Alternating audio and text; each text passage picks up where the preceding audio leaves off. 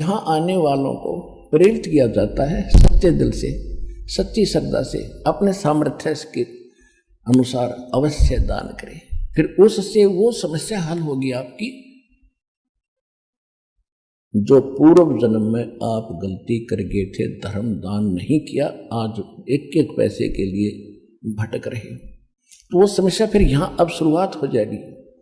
अब हम उस समर्थ की शरण के अंदर हैं।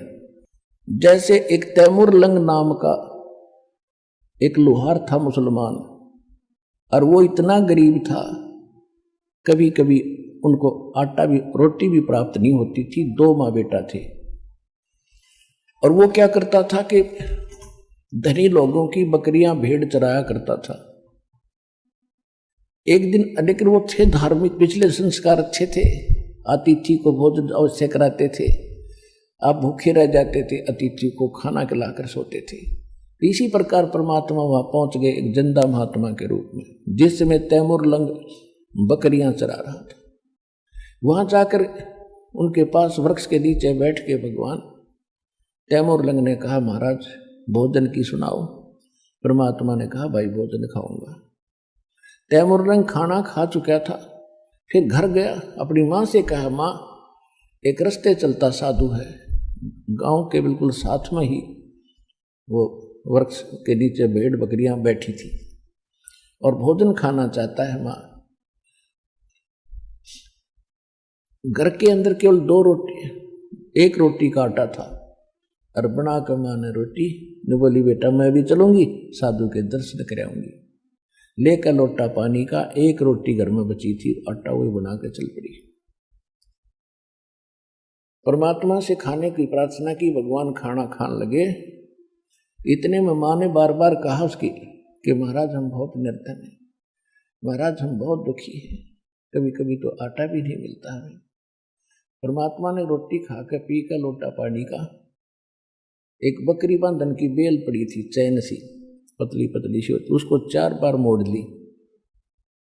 वो इतनी पकड़कर उसके बच्चे का शर्म कड़म मारी, उठकर 7 मारी, 1 2 3 गिन कर 7, और फिर मारे लात, और फिर मारे मुक्के।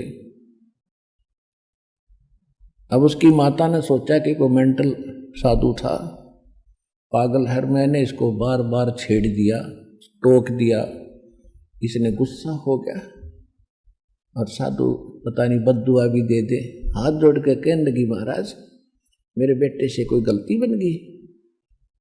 परमात्मा बोले, नहीं माई, तेरे बेटे का जो पहले मैंने 7 सांकल मारी है ना, ये चैन मारी बेल, तेरे बेटे तैमूर लंग को 7 पीढ़ी का राज बख्श दिया मैंने, और जो मुक्के लात मारी है उसके बाद तुम्हारे राज्य टुकड़ों में बट जाएगा।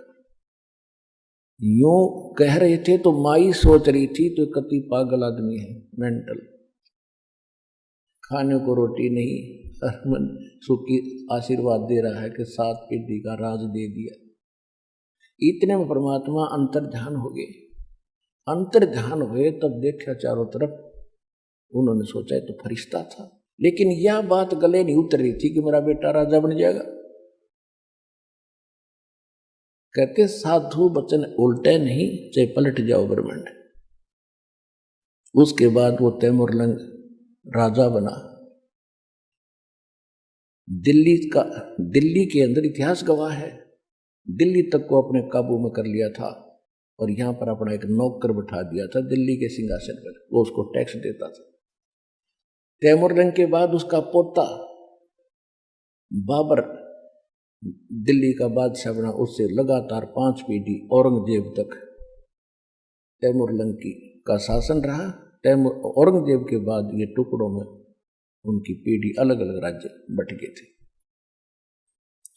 रोटी तैमूर लंग को दीनी, ताते 7 बादशाही लीनी।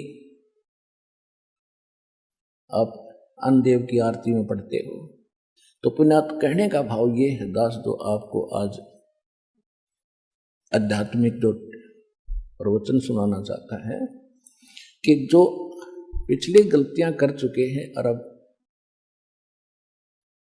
दान धर्म ना करके आज बहुत दुखी है, बहुत बड़ी समस्या रोजी रोटी की उनके सामने। इस समर्थ के पास आने के बाद ये समस्या नहीं रहेगी, पर समस्या ये रहेगी कि आपको विश्वास कब होगा कि कबीर इज गॉड। जिस दिन आपका हृदय मान लेगा, सुनी सुनाई बातों से नहीं बनेगी बात।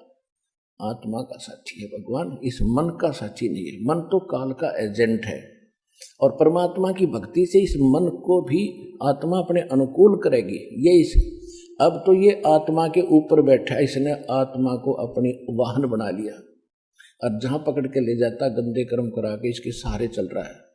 फिर आत्मा इसके ऊपर बैठेगी, और इसकी स्पीड बहुत से टट्टू की, इस मन की बकवादों में भी इतनी स्पीड है, और जब ये अच्छे काम पर लगाएगी इसमें भी इसकी इतनी ही स्पीड है, इसके ऊपर बैठा देगा भगवान आपको। तो कहने का भाव दास का ये है कि आपको यहां आकर के ये ज्ञान सुनाया जाता है, तो अब आप दान कर रहे हो, दास देख रहा है। कोई तो 10 रुपए की मुश्किल से उसका दान करने की हिम्मत बनती है, और फिर दास देख रहा है कि दूसरी तीसरी बार आता है तो 1000 रुपये चढ़ा रहा वो व्यक्ति। आत्मा गदगद हो जाती है कि मालिक ने सुन ली इस अपनी आत्मा की, क्योंकि परमात्मा का विधान है। कहते हैं आप 1 रुपया दान करोगे, 1000 देता दाता आपको। जो दान आप यहाँ करते हो वो आपका नहीं, वो तो भगवान का हो गया, आपका नहीं रहा। उसके बदले में आपको तो 1000 मालिक ने उसी समय लिख दिया आपके अकाउंट में, लेकिन वो अकाउंट आपको दिखता कौन। जो अकाउंट परमात्मा ने आपका खोल दिया दीक्षा लेने के बाद, वो बैंक अकाउंट सूक्ष्म है। आपके अंतःकरण में एक मैसेज पहुंच जाता है, भगवान के ऊपर आपकी एक और फाइल है, उसमें ये मैसेज ऐड हो जाता है। आपने 1 रुपया दान करा, 1000 आपके खाते में लिख दिया। तो जो पैसा आपका था वो यहाँ चढ़ाया हुआ पैसा आपका नहीं है, ये परमात्मा का हो गया। और इस परमात्मा के पैसे को आप सदुपयोग करो, यहाँ दुरुपयोग ना करना इसका। जो यहाँ भी सेवादार है, आने वाले भी जो कई बार देखा है थोड़ी बहुत त्रुटियां ये कर देते हैं, तो आपने सावधान रहना पड़ेगा। ये धनी का पैसा है, आपको तो दे दिया मालिक ने उसी समय, ये नहीं रखता अपने पास, ये तो पूर्ण परमात्मा है। कहते हैं 4 युगों में देख लो हमने किसका रखा मार। द्रौपदी ने 1 बिलांत का कपड़ा दिया था, 9 इंच ढेर लगा दिया उसका। सुदामा ने 4 चावल खुआए थे, महल बना दिया। तैमूर लंग ने 1 रोटी दी थी, उसको 7 पीढ़ी का राज बख्श दिया। कहते 4 युगों में देख ले हमने किसका रखा मार, हमने किसका लेकर ना दिया हो मारना, यानी कोई पैसा लेकर ना देने के उसने पैसा मार लिया मेरा। तो परमात्मा कहते 4 युगों में देख ले हमने किसका रखा मार, हमने किसी का पैसा रखा नहीं। तो सबसे पहले हमारे हृदय में ये समाना चाहिए कि हु इज गॉड, परमात्मा कौन है। और परमात्मा को पहचानने के लिए हमने कौन से प्रमाण स्वीकार्य होंगे। सबसे पहले हमारे सदग्रंथ। हमारे सदग्रंथ कौन से हैं? पवित्र हिंदू धर्म के नाम जो लिख दिए गए हैं, पवित्र 4 वेद, ऋग्वेद, यजुर्वेद, सामवेद, अथर्ववेद, पवित्र श्रीमद् भगवद गीता, पवित्र 18 पुराण। उसके बाद जो उपनिषद है ना, ये तो किसी ऋषि विशेष की अपनी अनुभव की कथा है, वो वेदों और सदग्रंथों इनसे नहीं मिलती है, तो वो उसके घर की है, उसको हमने नीचे लेना। दूसरे जो वैसे ये पवित्र वेद, पवित्र श्रीमद् भगवद गीता, पवित्र पुराण, ये हिंदुओं के नहीं थे, मानव मात्र के लिए है। उसके बाद विभाग बढ़ते चले गए, तो फिर जैसे पहले समय में आपस में कटे हुए क्षेत्र थे, जैसे समुद्र पार करके फिर अमेरिका, ये जो US से बोलो जिसने, वो इससे कटे हुए थे इस क्षेत्र से। तो वहाँ फिर काल भगवान ने बाद में ये कटे, पहले तो सिद्धियाँ थी, पहले भी ऐसे वहाँ जाते थे, एक दूसरे से संपर्क करते थे, सिद्धियों से जाते थे। तो उसके बाद वो क्षेत्र कट गया, तो काल ने दोबारा जैसे ईसा मसीह जैसे, बाबा आदम जैसे महापुरुषों का वहाँ जन्म दिया, फिर उसने अपनी थ्योरी अलग से पढ़ा दी उनको। और उसके बाद फिर ये पुस्तकें बन गई, जैसे तौरात, जबूर, इंजिल और फिर ये कुरान शरीफ। तो ये तो वैसे वास्तव में ये पवित्र ग्रंथ जो पुराने हमारे सभी मानव मात्र के लिए हैं, फिर भी तो हम इन सभी सदग्रंथों को मान्य हैं। हिंदुओं को तो ये ग्रंथ मान्य है जो दास ने अभी बताए, पवित्र चारों वेद, पवित्र श्रीमद् भगवत गीता, पवित्र पुराण। उपनिषद तो अलग चीज है, उनको तो भूल ही जाओ। वो तो किसी व्यक्ति विशेष का अपना जो अनुभव, उसने जैसा भगवान जाना उसने वो कथ दी कथा, वो वेदों और गीता पुराणों से नहीं मिलती, वो ठीक नहीं। और फिर पुराण भी वेद और गीता से नीचे निम्न सत्र में आते हैं। वो श्री ब्रह्मा जी का ज्ञान अनुभव है। ब्रह्मा जी से सुनकर अन्य ऋषियों ने जो अपना अनुभव किया, उसमें फिर 18 विभाग कर दिए। वास्तव मूल शास्त्र हमारे पवित्र वेद, पवित्र गीता है। और पवित्र सूक्ष्म वेद है, वो कंप्लीट इन ऑल रिस्पेक्ट है, ऑल इन वन है, जो गॉड गिवन है, जो भगवान स्वयं देते हैं। वो वेद, वो है असली ज्ञान। उस असली ज्ञान को ही असली ज्ञान हमारे हृदय में समाने के लिए, जचाने के लिए इन पुराणों, वेदों और गीता का सहयोग लिया जाता है कि जो भगवान ज्ञान दे रहा है वो इनसे भी मिलता है, और जो इनके अंदर जो यथार्थ ज्ञान और भक्ति विधि नहीं है वो उस सूक्ष्म वेद में है।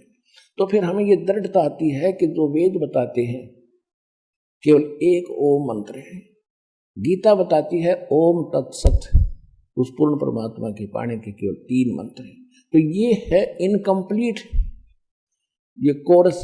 और उसमें क्या लिखा सूक्ष्म वेद में, प्रथम मंत्र है वो 7 मंत्र हैं। वेद भी संकेत करते हैं कि जब तक तत्वदर्शी संत नहीं आता है तो 5 नाम दिए जाते हैं, और जब तत्वदर्शी संत आता है, जब वो समय आता है भक्ति का, तो उसमें 7 मंत्र दिए जाते हैं। और उसके बाद फिर 2 मंत्र और फिर कंप्लीट कोर्स करके मूल मंत्र दिया जाता है। तो ये है वो सूक्ष्म वेद के अंदर सारा ज्ञान का। तो कहने का भाव ये है कि पवित्र वेद, पवित्र श्रीमद् भगवत गीता, पवित्र पुराण, पवित्र बाइबल, बाइबल 3 पुस्तकों का पवित्र बुक का संग्रह है, और पवित्र कुरान शरीफ, पवित्र गुरु ग्रंथ साहिब। पवित्र गुरु ग्रंथ साहिब के अंदर जो महला पहला की वाणी है, वो वाणी है उस परमात्मा से परिचित उस पुण्यात्मा श्री नानक देव जी की। उसके बाद जो अन्य गुरुदेव की जो वाणी गुरुओं की, यदि वो नानक जी की वाणी से और सूक्ष्म वेद से मेल नहीं खाती है तो वो उस सत्र की वाणी नहीं है। तो इसलिए हमने अपने परमात्मा को समझने के लिए, अपने परमात्मा को पहचानने के लिए इन सदग्रंथों का सहारा लेना पड़ेगा, इनसे प्रमाणित करने पड़ेंगे। जो इन सदग्रंथों से जो मेल खाता है और इस सदग्रंथों के ऊपर इस कसौटी में जो खरा उतरता है, तो वो है परमात्मा। तो सबसे, और उसके बाद फिर जिन महापुरुषों को परमात्मा प्राप्त हुआ और उन्होंने फिर कौन से मंत्र जाप किए जिनसे उनका मोक्ष हुआ, तो वो है मंत्र भक्ति के। और वही मंत्र हमारे सदग्रंथों से मेल खाते हैं कि सचमुच ये भी मंत्र यही है, और उन महापुरुषों ने भी वही मंत्र जाप किए हैं और उनका मोक्ष हुआ है, और सदग्रंथ भी वही बता रहे हैं। तो ये है सच्ची भक्ति विधि। इसमें सिर्फ 2 ही बातें हैं समझने के लिए।